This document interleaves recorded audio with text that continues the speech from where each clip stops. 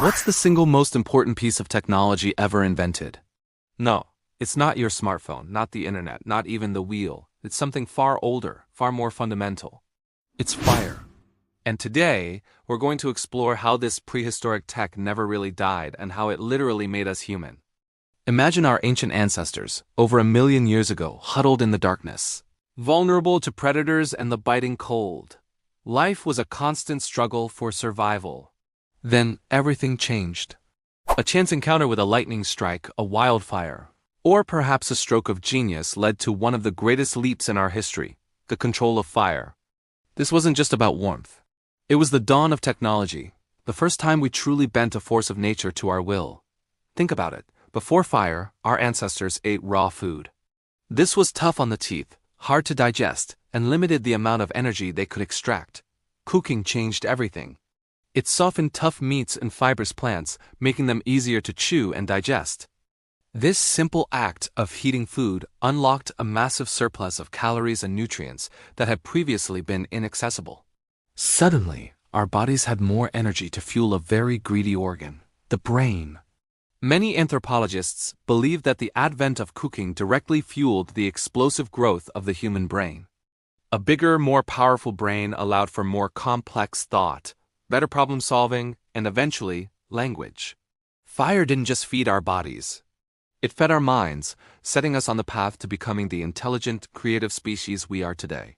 But the impact didn't stop there. A campfire became the heart of early human society. It was a source of light that extended the day, pushing back the darkness and the dangers it held. Predators like saber-toothed cats and cave bears, which once hunted us with ease, were now kept at bay by a flickering wall of flames. For the first time, our ancestors could feel a sense of security. The night was no longer just a time for fear. It became a time for community. This is where the social aspect of fire really shines. Picture it. After a long day of hunting and gathering, the group would assemble around the central fire. This was the original social network. Here, they would share food, tell stories, and strengthen their bonds. The warmth of the fire fostered a sense of togetherness and cooperation. It was around these ancient hearths that culture began to form. Knowledge could be passed down from one generation to the next, from how to knap a flint tool to which berries were safe to eat. Cooperation became essential for survival, and the campfire was the classroom where these lessons were learned. Fire turned a scattered group of individuals into a cohesive, collaborative tribe. The mastery of fire also gave us new tools and capabilities. Early humans learned they could use fire to harden the tips of wooden spears, making them far more effective hunting weapons. This improved their ability to secure high-protein food, further fueling their development. They also discovered that fire could be used to manage the landscape. By setting controlled burns, they could clear dense forests to encourage the growth of edible plants and attract game animals to open grasslands. This was our first attempt at large-scale environmental engineering, a practice that reshaped ecosystems to our benefit. As human civilization advanced, fire's role evolved, but it never diminished. It became the cornerstone of industry. Think about the Bronze Age and the Iron Age. These eras are literally named after the metals that define them, and you can't have metallurgy without intense heat. Fire was the engine of the forge, allowing us to smelt ores, shape metals, and create everything from stronger plows to sharper swords. This technological leap transformed agriculture, warfare, and society itself. The ability to craft durable tools and weapons gave societies a massive advantage. Then came pottery. Using fire to bake clay turned a soft, malleable material into hard, waterproof ceramics. This meant we could create vessels for storing food and water, protecting supplies from pests and spoilage. This was a revolution in food security and long-term planning. It allowed for the creation of permanent settlements as people no longer had to live a hand-to-mouth existence. Fast forward through history. The steam engine, which powered the Industrial Revolution, was essentially a sophisticated way of harnessing the power of fire to boil water. Locomotives, factories, steamships, all of them ran on fire. The internal combustion engine that powers our cars, trucks, and airplanes? It's a series of tiny, controlled explosions. Fire. The power plants that generate the electricity, lighting up our homes and charging the device you're re-watching this on. Many of them burn coal, natural gas, or other fuels. At their core, they are massive, highly engineered fires. Even our most advanced technologies still rely on the legacy of fire. The silicon chips in our computers are manufactured in high-temperature furnaces. The rockets that carry us to space are propelled by the controlled, explosive force of burning fuel, a direct descendant of that first campfire. From the welding torch that joins steel beams to the gas stove in your kitchen, the descendants of that first controlled flame are everywhere. We've refined it, contained it, and scaled it up, but the fundamental principle remains the same. So the next time you light a candle, start a barbecue, or even just turn on a light switch, take a moment to appreciate this ancient, unbroken chain of technology. Fire is more than just a chemical reaction. It's the technology that gave us safety, nutrition, community, and the cognitive surplus to become who we are. It protected us from the dark, warmed our homes, cooked our food, and forged our civilizations. It's the prehistoric tech that never died. It just evolved with us. Fire didn't just change the world. It created the world we know today. It's the spark that made us human. Have you ever held a perfectly smooth river stone and just admired its shape? It feels ancient, right? Now, what if I told you that this simple act of picking up a stone was the first step in humanity's greatest adventure? Technology. We often think of tech as smartphones and spaceships, but the real story starts much, much earlier, with our ancestors picking up a rock not just to hold, but to change. This is the story of the first engineering mind and the prehistoric tech that, in a way, never really died. Let's travel back in time, way back, over 3 million years ago. Imagine an early human ancestor, maybe a Homo habilis, looking at a large animal carcass. The hide is too thick to tear with bare hands, the meat is inaccessible. Frustration, but then an idea sparks. They pick up one stone, and with another, they strike it. A sharp flake breaks off. This isn't just a broken rock. It's a solution. It's a knife. With this simple tool, they can now slice through the hide, access the protein-rich meat, and survive. This moment, this simple act of creation, is the birth of engineering. It's problem-solving in its purest form. This wasn't just random rock bashing. Making a useful stone tool, a process we call knapping, is incredibly complex. It requires a deep understanding of physics, geometry, and materials science. Our ancestors had to know which rocks would flake predictably, like flint or obsidian. They had to understand angles. Striking the core stone at the wrong angle would just shatter it. But hitting it at the right angle, with the right amount of force, would produce a sharp, usable flake. This is called conchoidal fracture, and they were masters of it. Think about the planning involved.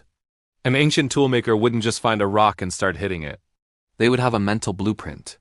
They'd envision the final tool, whether it was a hand axe, a scraper, or a spear point. This required foresight, planning, and a step-by-step process. They had to prepare the core, then strike off the flakes, maybe even do some fine-tuning or retouching on the edges to make them sharper or more durable. This is an algorithm, a manufacturing process passed down through generations. Each tool is a physical record of the thought process, a testament to a mind that could see a future possibility within a raw piece of stone. Let's look at the famous Acheulean hand axe. These things are beautiful. They're often teardrop-shaped, symmetrical, and show an incredible level of craftsmanship. For over 1 million years, this was the Swiss Army knife of the Paleolithic. You could use it for butchering, digging, chopping wood, or as a weapon. But what's fascinating is that some of these hand axes are almost too perfect, too large, or found in places where they were clearly never used. Some archaeologists believe they weren't just tools. They might have been a form of social currency, a display of skill and intelligence. Like showing off a fancy car today, a well-made hand axe could have signaled to others, "I'm smart, I'm capable, I'm a good partner." It's technology as a social signal. So you might be thinking, okay, cool story about rocks, but what does this have to do with my life today? Everything. The fundamental principles behind stone tool manufacturing are still with us. That act of striking a core to get a sharp edge? We still do that. Every time a chef sharpens a knife on a whetstone, they are using the principle of abrasion to create a micro-serrated edge, a concept our ancestors understood. When a surgeon uses a scalpel, even one with a diamond or obsidian blade, which are some of the sharpest materials, known they are using a direct descendant of that first flint flake. The principles of fracture mechanics that ancient knappers mastered are the same principles civil engineers use today when they redesigning buildings or bridges, trying to understand how materials break under stress. The idea of selecting the right material for the job? That's materials science, a field that defines our modern world, from the silicon in our computer chips to the carbon fiber in our airplanes. Every time we choose a screwdriver with the right head for a specific screw, we are echoing that ancient decision to choose the right kind of stone for a specific task. It goes even deeper. Stone tools weren't just objects. They were an extension of the human mind. Think about it. A hand axe extends the power of your arm. A scraper allows you to do things your fingernails can't. In essence, technology is a way of outsourcing our cognitive and physical limitations to the external world. Our brains are great, but they can't remember everything. So we invented writing, an external memory storage system. We can't calculate massive numbers quickly, so we invented computers. We can't fly, so we built airplanes. This all started with stone tools. By creating a tool, our ancestors were offloading a task from their bodies and brains to an object. This freed up mental energy. Instead of constantly thinking about how to tear open a carcass, they could think about other things: where to find better resources, how to protect themselves from predators, how to communicate with each other. This feedback loop, where technology frees up the mind to create even better technology, is the engine of human progress.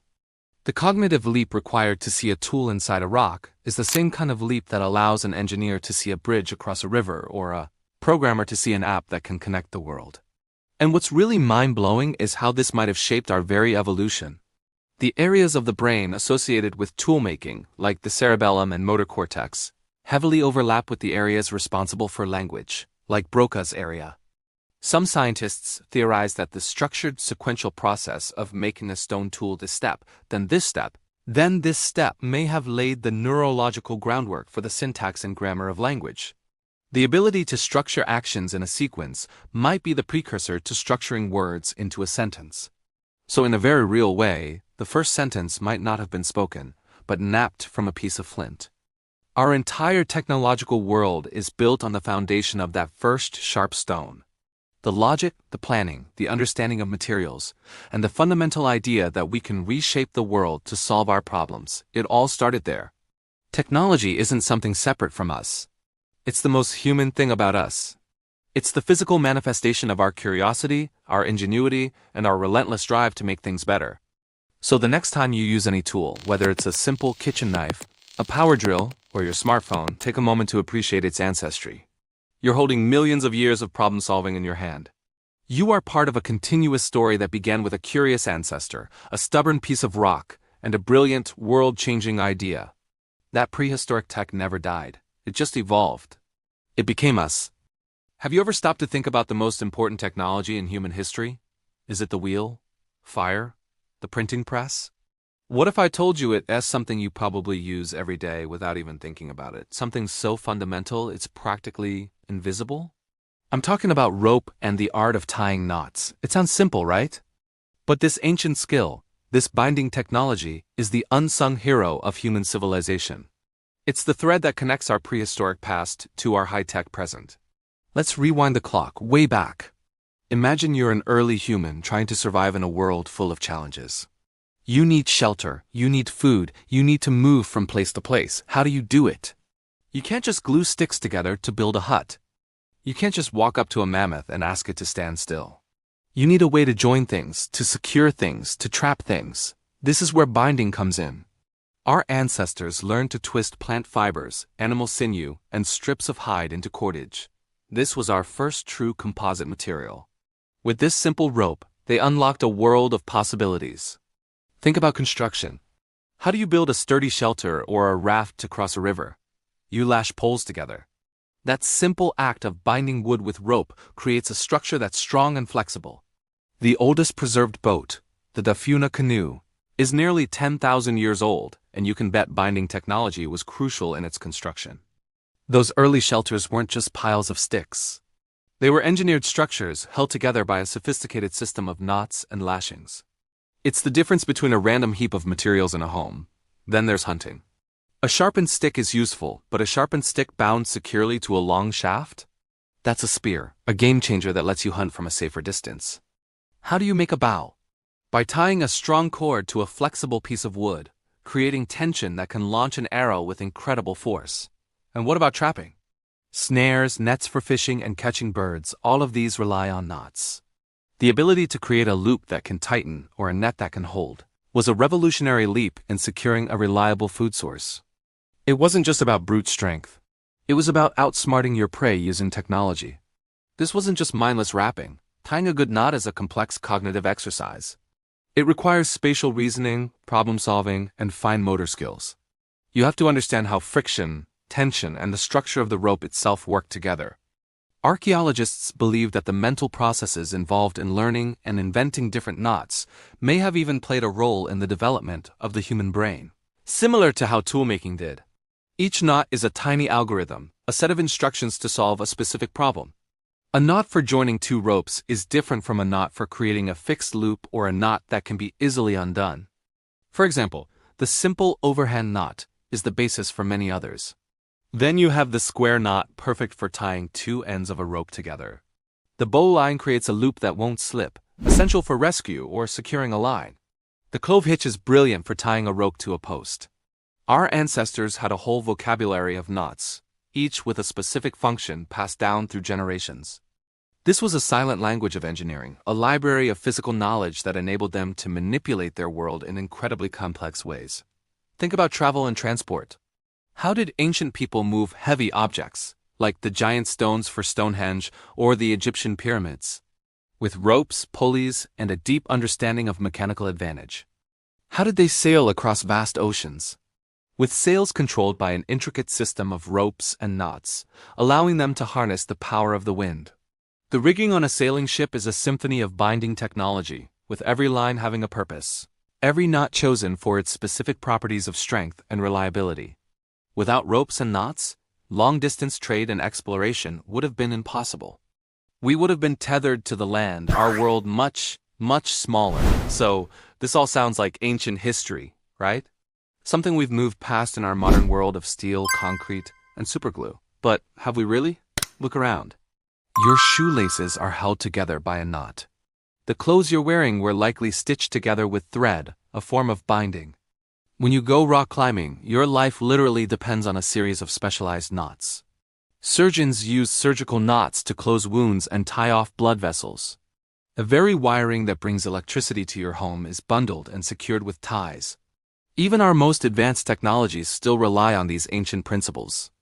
The parachute that saves a pilot's life is a marvel of fabric engineering, but it's the lines and knots that connect the canopy to the harness. When NASA's Perseverance rover landed on Mars, it was lowered to the surface by a sky crane using a strong tether, a high-tech rope. The massive cables holding up a suspension bridge are just a supersized, super strong version of the first piece of twisted cordage our ancestors created. We've improved the materials, going from plant fibers to synthetic polymers like nylon and Kevlar, but the fundamental concept, joining, securing, and transmitting force through a flexible line remains unchanged. It's the ultimate invisible technology. It's so deeply embedded in everything we do that we fail to see it. It doesn't beep, it doesn't have a screen, and it doesn't run on software. But its code is written in loops, bends, and hitches. Its operating system is the laws of physics. It's a direct link to the ingenuity of our earliest ancestors, a testament to the power of a simple, brilliant idea. The ability to bind things together is what allowed us to build, to explore, to create societies. It's the technology that holds our world together, quite literally. So the next time you tie your shoes, hoist a bag, or even just tie a ribbon on a gift, take a second to appreciate the incredible legacy you're holding in your hands. You're not just performing a simple action. You are participating in one of the oldest and most essential human traditions. You are using a piece of prehistoric tech that never went away, a silent and powerful force that shaped our history and continues to shape our future. It's the invisible thread that binds us all. What if I told you the smartest device you own isn't in your pocket? It's the tap in your kitchen. And the technology behind it is so ancient, it makes the pyramids look modern. Today, we're diving deep into the story of water control. A prehistoric technology that literally engineered our survival and never went away. Forget the image of our ancestors just wandering around, hoping to stumble upon a stream. Long before the first seed was planted, prehistoric humans were already expert hydrologists. Survival wasn't just about hunting mammoths. It was about managing the most critical resource of all, water. For hunter-gatherer groups, knowing where water would be and when was the difference between life and death. They weren't just reacting to nature. They were reading it, predicting it, and planning their entire existence around its cycles. Think about it. The great migrations of animals they hunted were tied to water sources. The edible plants they gathered flourished near reliable springs and rivers. Our ancestors developed an intricate mental map of their territory, not just of landmarks, but of water. They knew which streams dried up in the summer, which ponds appeared after the rains, and where hidden springs bubbled up even in the driest seasons. This wasn't just casual knowledge. It was a sophisticated data-driven system passed down through generations. They were the original data analysts, and their dataset was the landscape itself. This deep understanding of hydrology laid the groundwork for everything that came next. The real game changer arrived when we stopped just following the water and started telling it where to go. This shift marks one of the most significant leaps in human history. We're talking about the invention of the well. The oldest known wells date back over 10,000 years, to the very dawn of the Neolithic period. Digging a well is a profound statement. It says, "We are staying here." It's a commitment to a place, a declaration of permanence. Imagine the sheer effort and ingenuity. Without metal tools, early humans used stone, bone, and wood to dig deep into the earth, chasing the water table. They lined these pits with timber or stone to prevent collapse, creating a reliable water source that could sustain a community year-round. This wasn't just a hole in the ground.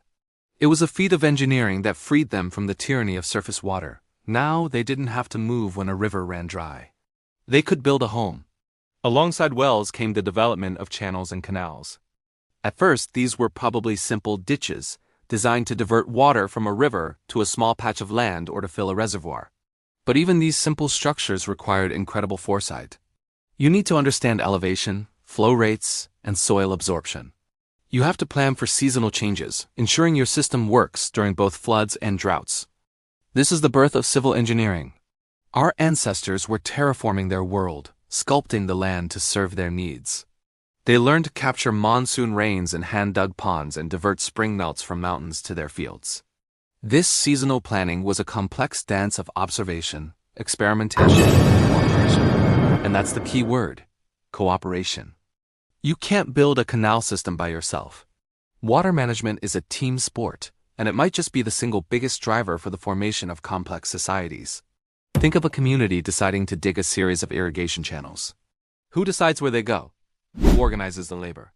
Who ensures the water is distributed fairly? These aren't simple questions. Answering them requires rules, leadership, and a shared sense of purpose. Suddenly, you have the beginnings of governance. The need to manage water forced people to work together on a scale never seen before. It created social bonds and hierarchies. Disputes over water rights probably led to some of the first laws.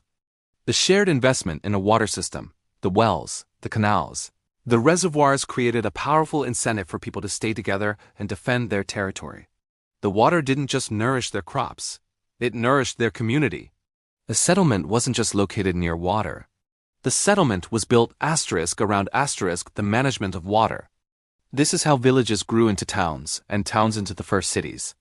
The intricate canal networks of Mesopotamia and the aqueducts of Rome are just scaled-up versions of these prehistoric principles. So the next time you turn on your faucet, take a moment to appreciate the ancient logic flowing through those modern pipes. The massive dams that generate our electricity, the complex irrigation systems that feed billions, and the underground pipelines that supply our cities all operate on the same fundamental principles discovered by our ancestors thousands of years ago. It's all about understanding the landscape, planning for the seasons, and working together to direct water where it's needed most.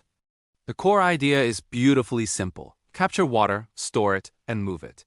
Whether you're using a hollowed-out log or a multi-billion-dollar concrete dam, the logic is identical. We've refined the materials and scaled up the ambition, but the ancient blueprint remains. We still build reservoirs to store water for dry seasons, just like our Neolithic ancestors did. We still build canals to move it across vast distances, just as the first farmers did. Our modern urban water infrastructure, with its treatment plants and distribution networks, is a direct descendant of the first well dug by a small community that decided to put down roots. This prehistoric technology of water control never died because it can't. It's as essential to our survival today as it was 10,000 years ago. It is a timeless testament to human ingenuity and our incredible ability to reshape our world to meet our needs. It's the invisible engineering that underpins our entire civilization, a silent, flowing legacy from our earliest ancestors. When you think of prehistoric tech, you probably picture a stone axe or a spear. But what about the most important piece of technology our ancestors ever created? The one we still use every single day? I'm talking about our homes. The story of human shelter is an epic tale of survival, ingenuity, and a deep connection to the environment. It's a story that started hundreds of thousands of years ago, and surprisingly, many of its most important chapters are still being written today. Long before skyscrapers dotted our skylines, our earliest ancestors weren't just looking for a place to sleep. They were looking for an edge. A shelter wasn't just a roof over their heads. It was a game-changing piece of adaptive technology. Think about it. A simple cave, a windbreak made of branches, or a hut built from mammoth bones, these weren't just structures. They were tools that allowed early humans to survive freezing nights, scorching days, and relentless predators. They provided a safe place to rest, recover, and raise the next generation. This basic need for security allowed our brains to evolve, our social structures to develop, and our species to spread across every corner of the planet. Without that first, humble shelter, the human story might have ended before it even began. It was the original innovation that made all other innovations possible. So, how did they do it? Our ancestors were the original masters of climate-responsive design. They didn't have advanced degrees in engineering, but they had something far more valuable: a profound understanding of their local environment. They were keen observers of the sun's path, the direction of the wind, and the changing of the seasons. In hot, arid climates, they built homes with thick walls made of earth or stone. These walls would absorb the sun's heat during the day, keeping the interior cool, and then slowly release that heat at night, providing warmth when the temperature dropped. They used small windows to minimize direct sunlight while still allowing for ventilation. Think of the ancient Pueblo dwellings in the American Southwest, built into cliffs to take advantage of natural shade and thermal mass. In colder regions, the strategy was completely different. The goal was to trap heat and block out the biting wind.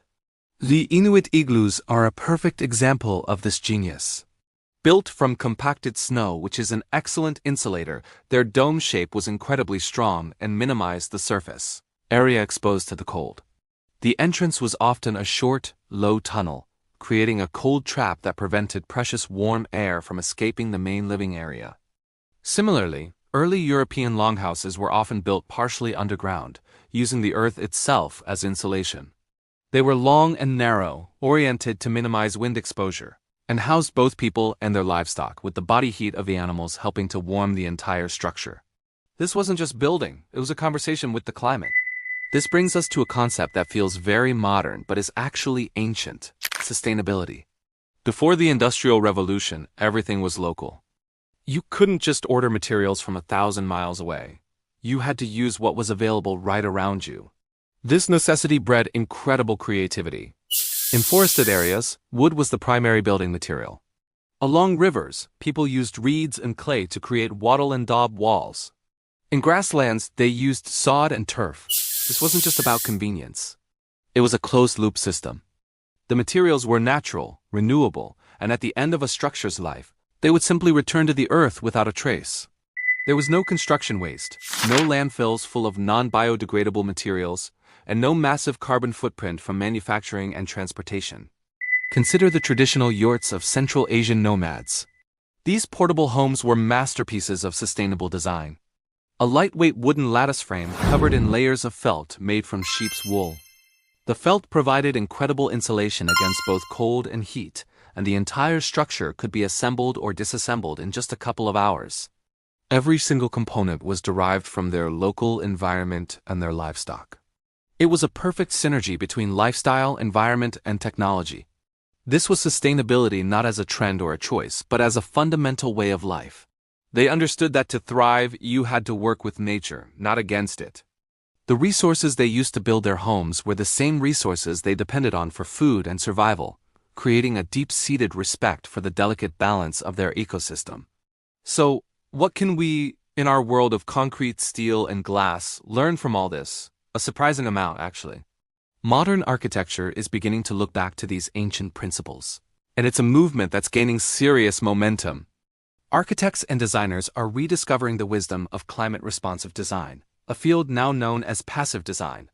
This is the art of designing buildings that work with the natural environment to heat, cool, and light themselves, dramatically reducing their reliance on energy-guzzling mechanical systems.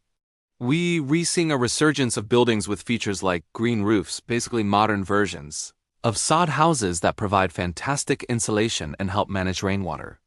Architects are carefully orienting buildings to maximize winter sun and minimize summer heat, just like our ancestors did. They're using natural ventilation strategies, creating airflows that cool interiors without air conditioning. We're also seeing a renewed interest in using local and natural building materials. Techniques like rammed earth and cob, which use soil and natural binders to create strong, beautiful, and thermally massive walls, are making a comeback. These methods have an incredibly low carbon footprint compared to conventional concrete and brick. We're relearning that the smartest design isn't always the one with the most high-tech gadgets. Sometimes the smartest design is the one that elegantly and simply responds to its surroundings. These ancient techniques aren't just historical curiosities. They are a treasure trove of tested, proven solutions for building a more sustainable future. The story of shelter, from the first primitive windbreak to the modern eco-house, is a powerful reminder that we are part of our environment. For millennia, our survival depended on understanding and respecting that connection. The Industrial Revolution gave us incredible new tools and materials, but in some ways, it also made us forget these fundamental lessons. It allowed us to build generic, sealed boxes that could be placed anywhere in the world, fighting the local climate with brute force energy consumption. Today, as we face the challenges of climate change and resource depletion, the wisdom of our ancestors has never been more relevant. They teach us that a home is more than just a box to live in. It's an ecosystem, a technology, and a partnership with the planet. By looking back at the ingenuity of prehistoric design, we can find the inspiration to build a future that is not only smarter and more efficient, but also more deeply and beautifully connected to the world around us. Thanks for watching. If you found this journey into our architectural past as fascinating as I do, don't forget to like this video and subscribe for more explorations into the ancient tech that still shapes our world. Let me know in the comments what ancient innovation you find most amazing. See you next time.